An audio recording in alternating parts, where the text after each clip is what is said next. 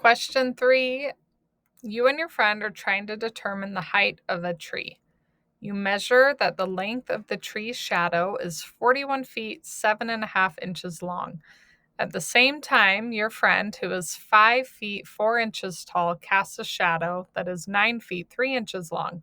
What is the height of the tree in feet and inches? And then this explains how we're going to type it in. So when you have a problem like this, there are two similar triangles going on. You have your tree. Beautiful artwork, I know. And we're trying to find the height. And when something has a shadow, we're creating a right triangle. There's a right angle right there. So we were told the shadow from the base of the tree all the way to the end of the shadow. So here's my shadow. It's 41 feet 7.5 inches. And then we're going to use ourself as a similar triangle. So here's a person, and that person is 5 feet 4 inches. And there's a shadow. So see, we're creating another right triangle.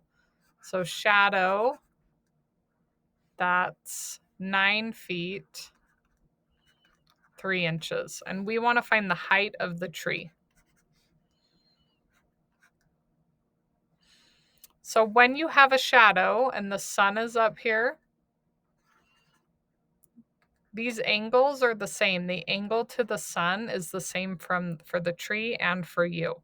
So these are similar triangles with a right angle and the shadow or the angle to the sun. So look at our corresponding sides. We have x to 5 foot 4 inches. And that's equal to these corresponding sides with the shadow. 41 feet 7.5 inches over 9 feet 3 inches. So this is kind of confusing with the inches and feet, and we're going to have to multiply. So I'm going to change to just inches. So convert, and then I'll go back and get the feet for our answer. So 5 feet 4 inches is 5 times 12 plus that extra 4. So 5 feet, because there's 12 inches in a foot, is 60 inches. And then the extra 4 is 64. I feel like I'm going to need more room. Okay, 41 feet. So 41, to get that to inches, you times by 12. And then we're going to add the extra 7.5.